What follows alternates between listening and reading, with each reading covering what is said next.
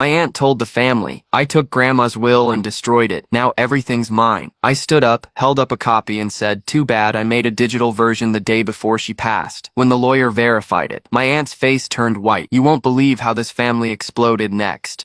I still remember the way the air felt heavy in my grandmother's house that night, thick with the scent of lavender and old books. It was the last time I saw her alive. She was sitting in her recliner, the same one she had for as long as I could remember. The fabric was worn, the wooden armrests polished smooth from years of use. Her hands, frail but still steady, were folded in her lap. She had always been a small woman, but in those final days, she seemed even smaller, as if life itself was slowly withdrawing from her body.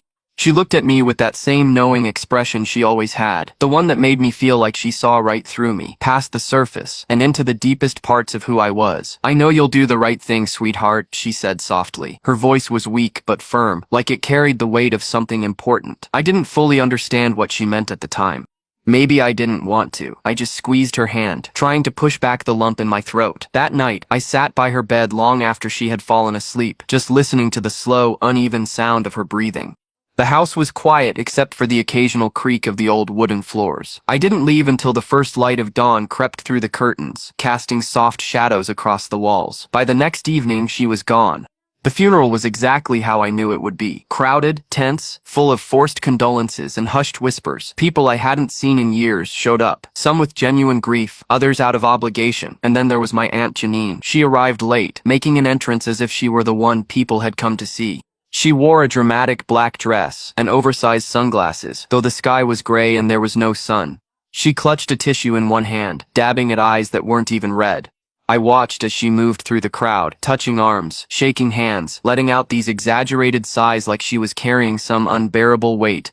When she got to me, she grabbed my hands and squeezed them like we were long-lost friends.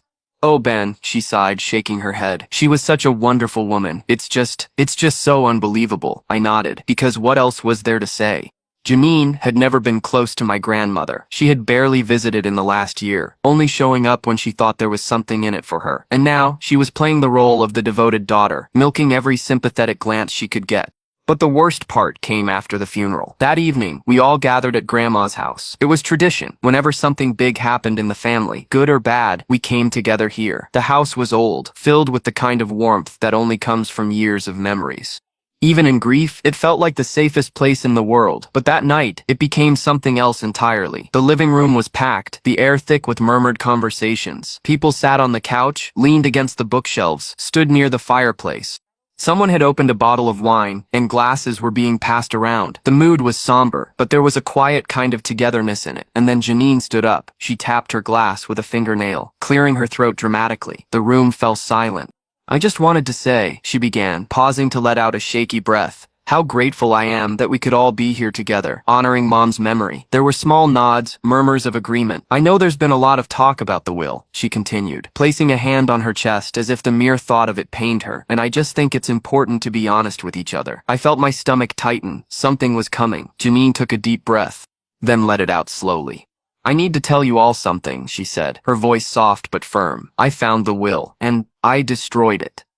The words landed like a bomb. For a moment, no one moved. No one spoke. It was as if the entire room had been frozen in place. Then, the silence shattered. My mother gasped. My cousin Jonah let out a sharp, disbelieving laugh. Leah, who had been sitting on the edge of the couch, stood up so fast that her glass nearly toppled over. "You what?" someone said. Janine lifted her chin slightly, like she was expecting this reaction, but had already decided it didn't matter. "I destroyed it," she repeated. "It was outdated, and Mom had changed her mind before she passed. Since there's no will now, everything goes to me. That's just how the law works." The room exploded. Voices overlapped, anger rising like a tide. My mother was shaking her head, tears welling in her eyes. Leah was saying something sharp and furious, but I barely heard it, because I was still staring at Janine, still processing what she had just said. She looked pleased with herself. "Not guilty, not ashamed, just satisfied." That was when I stood up. "Too bad," I said, my voice steady despite the rage, clawing at my chest, "because I made a digital copy the day before she passed." The room went silent again. Janine's expression didn't change at first. Then slowly, The color drained from her face. I reached into my bag and pulled out the printed copy. The paper felt heavy in my hands, weighted with all the truth she had tried to erase. I held it up. Grandma asked me to scan the will, I said. So I did, and I sent a copy to her lawyer. Janine's mouth opened and closed, but no sound came out. Then, the lawyer, who had been sitting quietly in the corner, stood up. Mr. Holloway was an older man, someone who had known my grandmother for decades. He adjusted his glasses and took the document from my hands, scanning it carefully. After a long moment, he nodded. "This is a valid copy of Eleanor Carter's will," he confirmed. His voice was calm, almost too calm for the storm raging in the room. "And according to this, Janine, you inherit nothing." The last bit of color drained from her face. Then she snapped. Janine surged forward, reaching for the paper, her face twisted in rage. "You think you can do this to me?" Leah moved before I could, stepping between us. "Sit down, Janine," she said, her voice sharp as a blade. "You've done enough." Janine's hands curled into fists at her sides. She looked at me then, pure hatred burning in her eyes. "You'll regret this," she hissed. But she was wrong. I never regretted a damn thing. The room was still buzzing with the fallout of Janine's confession. The shock hadn't worn off yet. My mother was sitting on the edge of the couch, her hands trembling as she wiped at her face with a tissue. Leah still stood between me and Janine, her stance rigid, like she was ready for a fight. Jonah had his arms crossed, shaking his head in disbelief. Janine, though, she was still standing there, frozen, as if her brain was trying and failing to catch up to reality. "I don't understand," she muttered, more to herself than to any of us. This can't be real. This is a mistake." "It's not a mistake," I said. My voice was quieter now, but no less firm. Grandpa knew exactly what she was doing. Janine's lips curled. "Bullshit." She turned sharply to Miss Holloway, who was still holding the will. "You can't seriously think this. This copy holds any weight, right? Anyone could have faked this. He could have faked this." Mr. Holloway gave her a pointed look. "This document is backed up with an electronic timestamp, stored securely, and was sent directly to my office before your mother passed. There is no question of its authenticity." "You have to be kidding me." Janine let out a dry, humorless laugh. "So you're all just going to take his word for it?" No one answered. That was when the reality of the situation must have finally hit her. Because suddenly, she wasn't angry anymore. She was desperate. Her whole demeanor changed, the sharp edge in her voice softening into something almost pleading. "Come on, guys," she said, turning to the room. "You really think Mom wanted to leave me with nothing? Her own daughter?" Silent. And then my mother, who had barely said anything since Janine's announcement, let out a deep, exhausted sigh. "She left you nothing because you took everything from her while she was alive," she said, her voice strained but steady. "You only came around when you needed money. Janine, you never helped her. You never cared about her. Not really. And you sure as hell didn't deserve her kindness." Janine's face crumpled, her mouth opening and closing like she was trying to find the right words. But there were no words, because Mom was right. Janine hadn't been there for Grandma when it mattered. She hadn't been the one sitting by her bedside at night, listening to the sound of her breathing, wondering if it would be her last. She hadn't been the one holding her hand, making her tea, reading to her when she was too weak to hold a book. She hadn't been there at all, and yet she had still expected to get everything. She took a step back, looking around as if expecting someone to come to her defense. No one did. That's when she turned back to me, her expression shifting into something unreadable. "You think you're better than me?" she asked, her voice eerily calm now. "You think this makes you some kind of hero?" I held her gaze. "No. But at least I don't have to steal from my own family to get what I want." Her jaw clenched. Then without another word, she grabbed her purse, turned on her heel, and stormed out of the house. The front door slammed shut behind her, and just like that, she was gone. For a few moments, nobody said anything. The only sound in the room was the faint creak of the old wooden floors as people shifted uncomfortably. Finally, Jonah let out a long whistle. "Holy shit." Leah exhaled, rubbing her temples. "I need a drink." A few weak chuckles rippled through the room, breaking some of the tension. But for me, there was no relief. Not yet, because as much as I wanted to believe that this was over, I knew my aunt too well. Janine wasn't the kind of person to walk away quietly, and something told me she wasn't done with us yet. The silence Janine left behind felt almost heavier than the chaos she'd caused. For a long moment, no one moved, no one spoke. Then Jonah ran a hand through his hair and muttered, "Well, that was a goddamn disaster." Leah exhaled sharply and walked straight to the kitchen, where I heard the distinct sound of a cabinet door swinging open, followed by the clink of bottles. Mr. Holloway cleared his throat. "I'll make sure the necessary filings are completed to finalize the estate division, as outlined in the will," he said. "But given Janine's reaction, I wouldn't be surprised if she tries to contest it."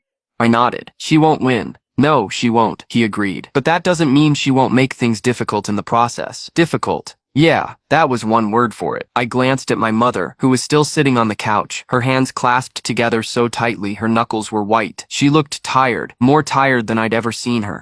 I sat down next to her, resting a hand on her arm. You okay, Mom? She let out a breathy laugh, but there was no humor in it. I don't even know what I feel right now. I didn't blame her. This wasn't just about the will. This was about years of built-up tension, of old wounds that had never fully healed. My grandmother had always been the glue holding this family together. And now that she was gone, we were all starting to come apart at the seams. And Janine, she was like a wildfire, leaving nothing but destruction in her path. But she was gone now, at least for the moment. And yet, even as I tried to push the thought of her out of my mind, something inside me whispered that this wasn't over. I didn't hear from Janine for 2 weeks. In that time, I met with Mr. Holloway twice to go over the final legal steps for transferring ownership of the bookstore and the house. My mother would be moving into Grandma's home. Our home now, and I'd be taking over the bookstore, just like she had always wanted. It was a strange feeling, walking through the shop with the realization that it was mine now.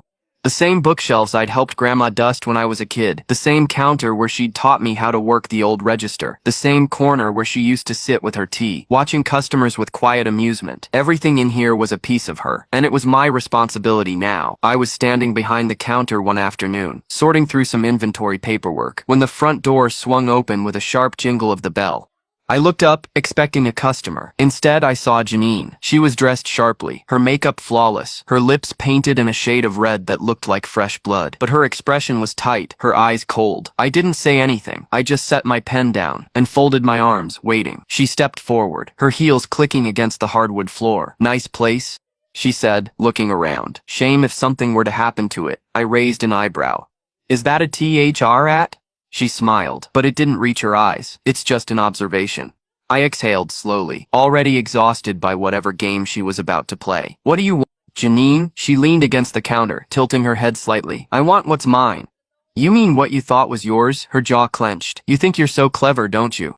She hissed, running to Grandma's lawyer like a little rat, making sure you got your piece of the pie before I could do anything about it. I didn't run to anyone, I said calmly. Grandma made her decision. You just didn't like it. Janine's nails tapped against the glass countertop, slow and deliberate. You're going to regret this, she murmured. You don't know who you're messing with, Benny.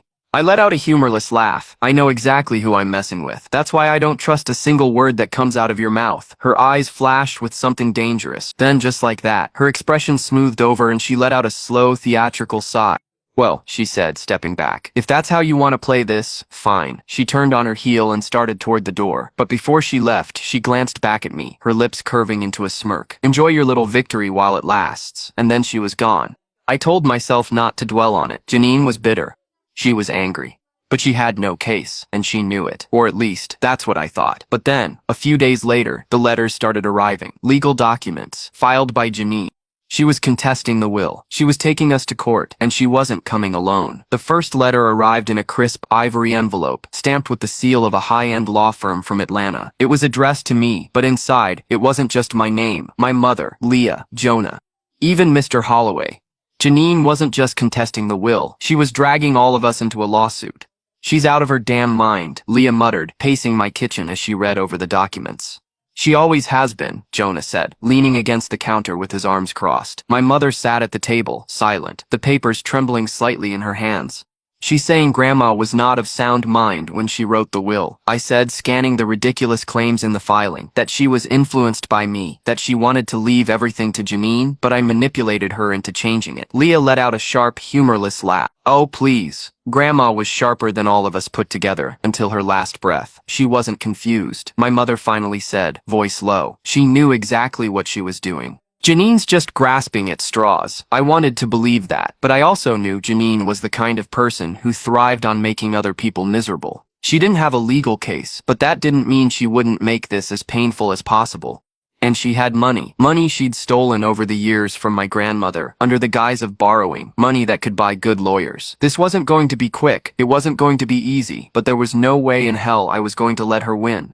The court battle dragged on for 6 months. Janine showed up to every hearing in designer dresses, her hair sleek, her makeup perfect, playing the part of the grieving, betrayed daughter. Her lawyers painted me as some kind of gold-digging grandson, whispering in Grandma's ear in her final days, convincing her to cut out her own child. They even brought in a so-called expert witness, a doctor who had never once treated my grandmother, but claimed that Based on her age and medical history, she could have been suffering from cognitive decline when she signed the will. It was all smoke and mirrors, but smoke and mirrors can still distract a jury, and for a while it felt like Janine was actually getting to them. Then we brought out the real evidence. Mr. Holloway and I had spent weeks compiling everything. Every financial statement showing the thousands of dollars Janine had siphoned from Grandma over the years. Every text message where she had begged for money, guilt-tripped her, threatened to stop visiting if she didn't get what she wanted, and the final nail in the coffin. Grandma's video recording. Unbeknownst to Janine, on the same day I had scanned the will, Mr. Holloway had also sat down with Grandma and recorded a short but clear statement, confirming in her own words that she was of sound mind, that she had chosen to update her will, and that she had deliberately left Janine out because of her past behavior.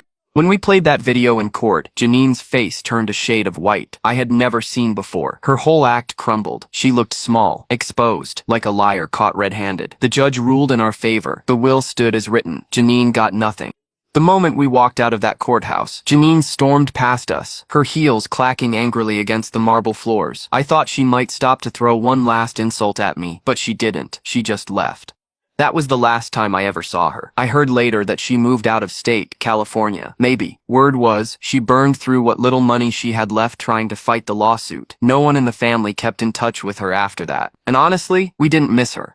With the case finally closed, we moved on. Mom settled into Grandma's house. It took a while for it to feel like hers instead of a place frozen in time. But eventually, the warmth came back. The bookstore? It thrived. I renovated it, brought in new titles, expanded our events. Customers, some who had known Grandma for decades, kept coming in, sharing their memories of her. And every time I stepped behind that counter, I felt her presence. Not in some ghostly way, but in the legacy she had left behind. She had built something meaningful, and no amount of greed could take that away. One day, months after everything had settled, a small, plain envelope arrived at the store. No return address, just my name. Inside was a single piece of paper. "You stole what was mine. You'll never deserve it." There was no signature. But I didn't need one. I read it twice, then folded it neatly and tossed it into the trash. Janine could scream into the void all she wanted. It wouldn't change a damn thing. She lost. She would always lose. Because in the end, greed gets you nothing. And family? Family is the people who stand by you, who lift you up, who show up when it matters. Janine never understood that, and that's why she had nothing left.